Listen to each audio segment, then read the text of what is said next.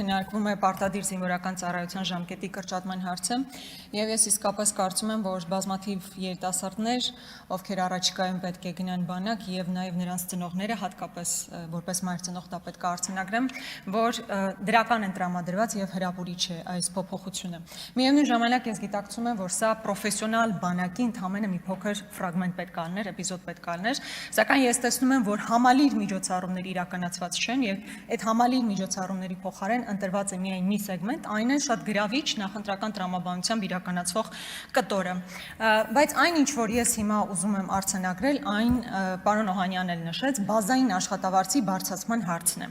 Հիմա մենք ունենք խնդիր համալրման։ Եթե պրոֆեսիոնալ բանակ պետքա ձևավորվի, այդ պրոֆեսիոնալ բանակը պետքա ձևավորվի պայմանագրային զինծառայողների միջոցով։ Հիմա դուք ինձ ասեք, ինչ գրավիչ պայմաններ եք ստեղծել, այդ թվում նաև աշխատավարձի տեսանկյունից, որ Հայաստանի Հանրապետության քաղաքացին որոշում կայացնի, գնա եւ պայմանագիր կնքի եւ պայմանագրային զինծառայող աշխատի։ Ես հիմա այս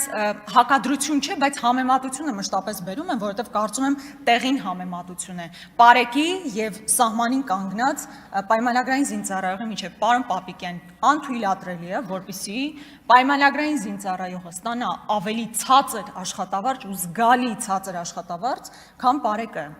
Հասկանում եք, ես ամենայն հարգանքով նրանց իրականացրած աշխատանքի նկատմամբ ոչ թե հակադրության մեջ եմ դնում, այլ համեմատության մեջ եմ դնում։ Հիմա Հայաստանի Հանրապետության քաղաքացին, եթե ընտրություն կատարի, որտեղ գնա աշխատելու, հաշվի առնելով սահմանում առկա ռիսկերը, մարտահրավերները, պայմանները եւ այն ինչ որ ունենալու օրինակ Երևանի կենտրոնում բարեք աշխատելիս։ Ակնհայտ է, չէ, եթե մենք համալրման խնդիր ենք փորձելու լուծել, եթե պրոֆեսիոնալ բանակ ենք փորձելու ձևավորել, առնվազն տարական բազային աշխատավարձի բարձրացումը պարզապես հրամայական է։ Եվ շատ կարճ մի բան,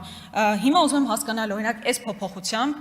ինչ ենք մենք ստանալու, օրինակ մարտական հերթապահության դիրքերում մենք փոփոխություն ունենալու ենք, թե չէ, որտեղ բավականին երկար ժամանակ ավել մեր զինծառայողները ստիպված են լինում մնալ դիրքերում։ Շնորհակալություն։